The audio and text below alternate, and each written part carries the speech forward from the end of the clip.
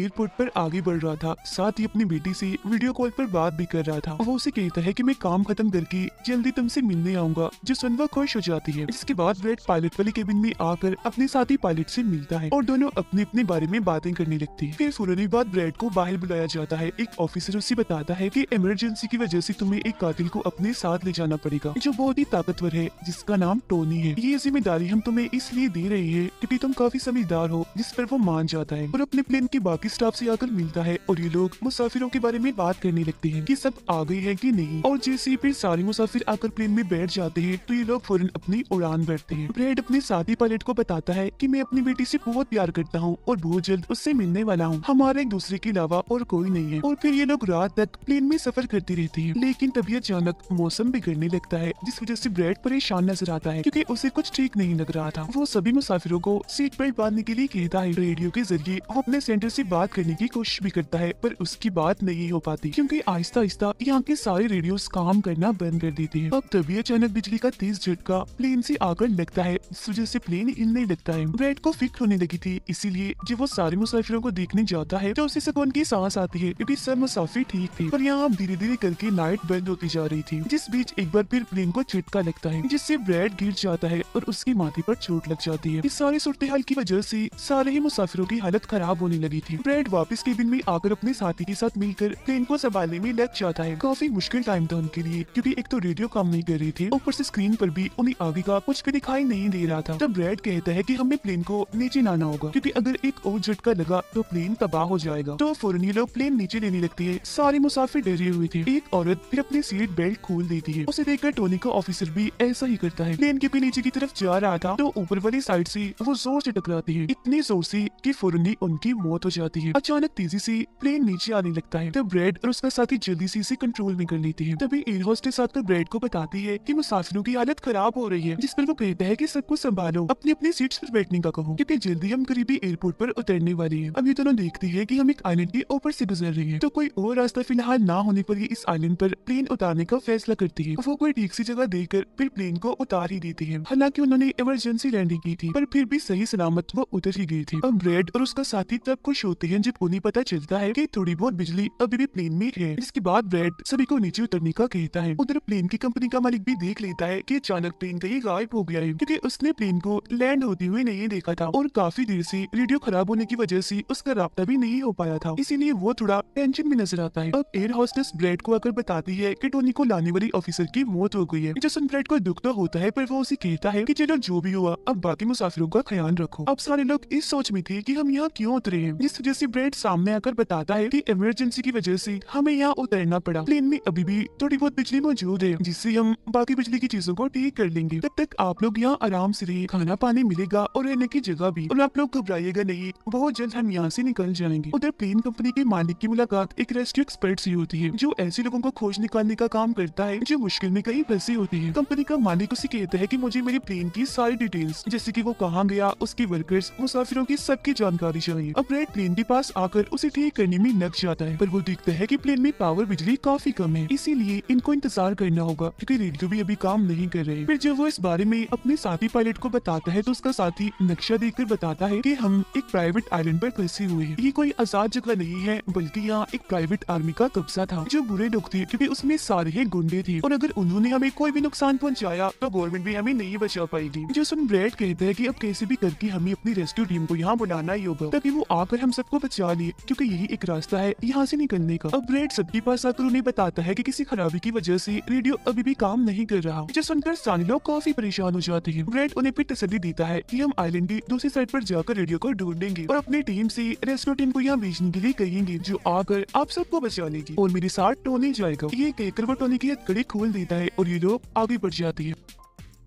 अब हम private army इन्हें जो बुरे लोग थे उनकी हेड को देखते हैं, जिसके पास एक आदमी आकर बताता है कि यहाँ आइलैंड पर एक प्लेन आकर रुका है इमरजेंसी की वजह से और उसके अंदर बहुत सारे लोग हैं जो अलग अलग मुल्कों से हैं। जो सुनकर प्राइवेट आर्मी का हेड उसे पैसे देता है इस जानकारी की और फौरन अपनी टीम को तैयार होने का कहता है, क्योंकि शायद ये लोग उन्हें लौटने के इरादे से जाने वाले थे। आइलैंड के जंगल में ब्रैड और टोनी आगे बढ़ रहे होते हैं। टोनी ब्रैड से पूछता है कि तुमने मुझे आजाद क्यों किया और अब कहाँ लेकर जा रहे हो। तो ब्रैड उसे कहता है क्योंकि मैं तुम्हारी वजह से सबको खतरे में नहीं डाल सकता और यहाँ एक खतरनाक प्राइवेट आर्मी है जिसका मेरे साथ मिलकर तुम्हें सामना करना है। वो फिर और भी बहुत सारे सवाल ब्रैड से करता है और फिर अचानक ही चुप हो जाता है। तो जब ब्रैड पीछे मुड़कर देखता है तो टोनी वहाँ नहीं था, वो गायब हो गया था। तो रेस्क्यू एक्सपर्ट प्लेन की जानकारी निकालने में लग जाता है। एक वीडियो में वो ब्रैड को देखता है जो झगड़ते हुए मुसाफिर से लड़कर उसे काफी मारता है। अब उसकी लड़ने की मारते देखकर रेस्क्यू एक्सपर्ट काफी खुश हो गया था, जिसके बाद वो एक प्राइवेट कंपनी के लीडर से बात करता है। कहता है कि आप लोग तैयार रहिए, कभी भी आपकी जरूरत हमें पड़ सकती है। जिस पर वो हाँ बोलता है। जंगल में आगे बढ़ते हुए ब्रैड एक खाली पड़ी फैक्ट्री में जाता है जहाँ वो एक बंद रेडियो मशीन को ढूंढ ही लेता है और फिर उसे ठीक करके फोन लगाता है। हेल्पलाइन पर उसकी बात होती है जिन्हें वो अपने प्लेन और इस आइलैंड के बारे में बताता है, लेकिन लाइन में कोई गड़बड़ी होने की वजह से सामने वाला इंसान उसकी बात सुन ही नहीं पाता। तब उसे एक आइडिया आता है, वो ये सारी चीजें अपने बेटे को लिखवा कर उसे अपने ऑफिस में बताने का कहता है। अब तभी एक आदमी आकर ब्रैड पर हमला कर देता है, तो वो उसे पकड़कर काफी मारता है और बेहोश कर देता है। तभी ब्रैड को महसूस होता है जैसे इस कमरे में कोई आ रहा है, इसीलिए जल्दी से वो छुप जाता है। पर वहाँ और कोई नहीं बल्कि टोनी था, जिसने बहुत सारे गुंडों को मारकर उनके हथियार ले लिए थे और वो ब्रैड को आवाज लगाने लगता है। फिर जब ब्रैड सामने आता है तो कुछ हथियार वो उसे भी दे देता है, जिसके बाद ये दोनों नीचे की तरफ आने लगते हैं। तब यहाँ उन्हें एक कैमरा मिलता है जिसमें चल रही वीडियो से उन्हें पता चलता है कि वो खतरनाक प्राइवेट आर्मी यहाँ आने वाले लोगों को अगवा कर लेती है और फिर उन लोगों की फैमिली से अच्छी खासी रकम लेती है उन्हें छोड़ने के बदले। जो देख वो समझ जाते हैं कि हमारे मुसाफिर भी खतरे में हैं। अब ये दोनों बाहर खड़ी गाड़ी में आकर बैठ जाते हैं और अपने मुसाफिरों की तरफ जाने लगते हैं। उधर जब सारी मुसाफिर बैठी हुई थी तो तभी उन्हें किसी गाड़ी की आवाज आती है। वो ये सोचकर काफी खुश हो जाते हैं कि जरूर ये ब्रैड है, पर ब्रैड नहीं, वहाँ तो वो खतरनाक प्राइवेट आर्मी थी। वो गोलियां चलाकर इन लोगों की तरफ बढ़ रही थी। इन गोलियों की आवाज ब्रैड और टोनी ने भी सुन ली थी। प्राइवेट आर्मी का हेड पायलट से सभी मुसाफिरों की लिस्ट मांगता है। तब जल्दी से एयर होस्टेस उसे लिस्ट लाकर दे देती है। फिर वो हेड पूछता है कि तुम्हारा सीनियर पायलट ब्रैड कहाँ पर है, जिस पर वो बताता है कि किसी काम से वो जंगल में गया था पर अभी तक वापस नहीं आया। इसी दौरान एक औरत वहाँ से भागने की कोशिश करती है पर वो लोग गोली चलाकर उसे मार देते हैं। ये आवाज सुनकर ब्रैड उनकी मदद करने के लिए भागता है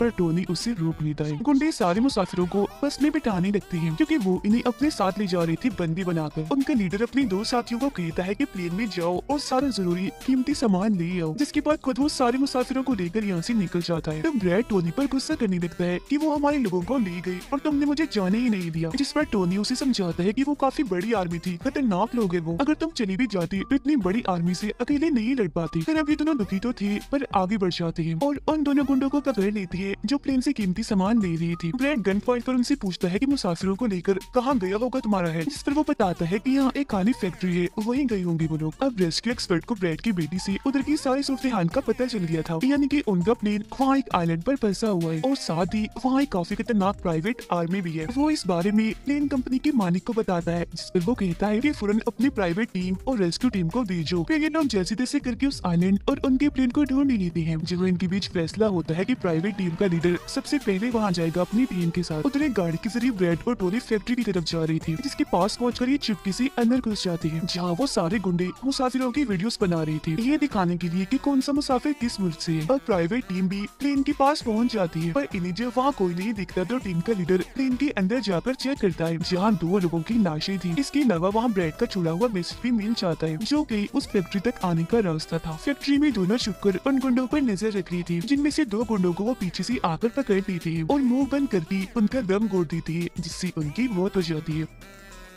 फिर ये खुफिया दरवाजे से आगे बढ़ती है और एक कमरे के बाहर जा पहुंचती है। उस कमरे के अंदर ही सारे मुसाफिरों को कैद किया हुआ था। वहाँ बहुत सारे गार्ड्स खड़े हुए थे, जिन्हें देखकर टोनी को काफी गुस्सा आ जाता है, इसीलिए वो वहाँ पड़ा हथौड़ा उठाकर एक एक करके सभी को मारता जाता है। फिर ब्रैड एक गुंडे से चाबी लेकर उन मुसाफिरों को कमरे से आजाद कर देता है। वो फिर सबको कहता है कि जल्द से जल्द प्लेन के पास पहुंचो, क्योंकि रेडियो के जरिए उन्हें मदद मंगवाई है, रेस्क्यू टीम आती ही होगी। इसके बाद वो सब लोगों को बस में बिठाता है। तभी टोनी उसके पास आकर बताता है कि वहाँ बाहर बहुत सारे गुंडे खड़े हुए हैं, तो हम यहाँ से नहीं निकल सकते। वो जब भी मुसाफिरों को परेशान देखता है तो कहता है कि मैं मुसाफिरों का ध्यान भटकाऊंगा, जबकि टोनी तुम सभी मुसाफिरों को यहाँ से ले जाना। जो कहकर ब्रैड वहाँ से निकलकर गुंडों के पास आता है, उनके हेड से बात करता है कि मेरी टीम यहाँ आ रही है, इसीलिए तुम मेरे मुसाफिरों को छोड़ दो। अब तभी गुंडे आकर उसे मारने लगते हैं और उनका हेड कहता है कि ऐसे कैसे छोड़ दूं, पैसों के बगैर मैं किसी को नहीं छोड़ता। जिसके बाद वो गोली से जैसे ब्रैड को मारने वाला होता है कि तभी प्राइवेट टीम यहाँ आकर उन पर हमला कर देती है। वो काफी गोलीबारी करती है, जिसमें बहुत सारे गुंडे मारे जाते हैं। इसके बाद वो ब्रेड को लेकर यहाँ से जाने लगते हैं, बस में बैठकर निकल जाते हैं। गुंडों का लीडर देखता है कि बाकी गुंडों के साथ साथ मेरा भाई भी मारा गया है, तो उसे काफी गुस्सा आता है। इसीलिए वो अपने टीम को कहता है कि जल्दी करो, तैयारी पकड़ो और हाँ, किसी को भी मत छोड़ना, एक एक को चुन चुन कर मार देना। गाड़ी में ब्रेड उस प्राइवेट टीम से बात करने लगता है, तब उनका हेड उसे बताता है कि हम छोटी सी प्राइवेट टीम है जो बस तुम्हें यहाँ बचाने के मिशन में आई है, क्योंकि हम कोई रेस्क्यू टीम नहीं है। उन्हें आने में तो अभी और भी वक्त है। जो सुन ब्रेड घबरा तो जाता है, पर कहता है कि कोई बात नहीं, मेरे पास एक आइडिया है। इसके बाद ये लोग भी प्लेन के पास आ जाते हैं, जहाँ सारे मुसाफिरों को टोनी पहले ही ला चुका होता है। ब्रेड फिर अपने लोगों को कहता है कि एक प्राइवेट टीम हमारी मदद करने यहाँ आ गई है और अब उनकी मदद से हम प्लेन को चला लेंगे और फौरन यहाँ से निकल जाएंगे। तो आप सब लोग जल्दी से प्लेन में बैठ जाएं, क्योंकि हम रेस्क्यू टीम का इंतजार नहीं कर सकते, उन्हें आने में वक्त है और अगर हम यहाँ रुके तो उस खतरनाक आर्मी के हाथों मारे जाएंगे। जो सुनकर सारे लोग प्लेन में बैठ जाते हैं, जबकि ब्रेड प्राइवेट टीम के लीडर के साथ मिलकर प्लेन को ठीक करने में लग जाता है। जहाँ तभी वो गुंडे आकर इन पर हमला कर देती है, जिनको देखकर प्राइवेट टीम उन्हें रोकने में लग जाती है और यहाँ दोनों तरफ से ही काफी गोलीबारी होती है। पर इस टीम के पास काफी अच्छी गन्स थी, तो वो बहुत सारे गुंडों को मार गिराती है। ब्रेड टीम के लीडर को बताता है कि मैं अगले 5 मिनट में प्लेन को स्टार्ट कर दूंगा, मतलब कि चला दूंगा, जिसके बाद हम सब लोग उड़ान भरेंगे। फिर वो टोनी का शुक्रिया भी अदा करता है कि तुमने मेरा इतना साथ दिया। फिर ब्रेड गोलियों के बीच से ही होता हुआ अंदर आकर बैठ जाता है और अपने साथी पायलट के साथ मिलकर प्लेन चलाने लगता है। टोनी की गोलियां खत्म हो गई थी और जब वो प्राइवेट टीम का बैग चेक करता है तो उसे वहाँ पैसों से भरा हुआ एक बैग मिलता है, पर फिलहाल पैसों को ऐसे ही छोड़कर दूसरे बैग से गन लेकर दोबारा गुंडों से लड़ने लगता है, जहाँ तब तक ब्रेड भी पूरे प्लेन को घुमा भी चुका होता है। फिर वो प्राइवेट टीम भी प्लेन में चढ़ने लगती है। ब्रेड को प्लेन कंपनी का मालिक बताता है कि मैं तुम्हें कोई महफूज जगह बता दूंगा जहाँ तुम जा सकते हो। सभी लोग तो प्लेन में चढ़ जाते हैं, पर टोनी नहीं चढ़ता। वो पैसों से भरा बैग लेकर वहाँ से भागने लगता है। तब उसे जाता हुआ देखकर प्राइवेट आर्मी उनके प्लेन पर हमला कर देती है। उनका हेड प्लेन के सामने रॉकेट लॉन्चर लाकर उन्हें एक ही झटके में उड़ाने का सोच रहा था, लेकिन उसे टोनी देख चुका था। वो उसे गोली मारकर गिरा देता है, ऐसा करने से रोक लेता है। ये देखकर ब्रेड को बहुत खुशी होती है, जिसके बाद वो अपनी पूरी ताकत लगाकर प्लेन उड़ाने में कामयाब हो ही जाता है। इस वजह से टोनी भी खुश था और वो भी फिर वहाँ से चला जाता है। ब्रेड प्लेन को आइलैंड से दूर ले जाता है, जबकि प्लेन का मालिक उसे एयरपोर्ट का बताता है जहाँ ये लोग जा सकते थे, जो काफी करीब था। तब ब्रेड उस तरफ प्लेन ले जाने लगता है, पर एक बार फिर प्लेन तबाह होने लगता है। इसलिए ब्रेड दोबारा से इमरजेंसी लैंडिंग करवाता है और उनका प्लेन नीचे आने के बाद जंगल के रास्ते आगे बढ़ने लगता है। सब लोगों की जान बच गई थी, इसीलिए वो काफी खुश थे। उधर प्लेन कंपनी का मालिक और उसकी टीम भी बेहद खुश थी। ब्रेड और उसका साथी भी सुकून की सांस लेते हैं कि कम से कम वो उस आइलैंड से तो निकल आए थे और सबकी जान भी बच गई थी। कुछ ही देर में यहाँ इनकी रेस्क्यू टीम भी आ जाती है, जिन्हें देखकर सारे मुसाफिर खुश तो थे, साथ ही ब्रेड की बहादुरी पर तालियां बजा रही थी। ब्रेड फिर सारे मुसाफिरों को रेस्क्यू टीम के साथ भेज देता है, जिसके बाद वो अपनी बेटी से बात करता है। वो इस बात से काफी खुश थी कि थैंक गॉड मेरी डैड जिंदा है। तो नुबा बेटी बात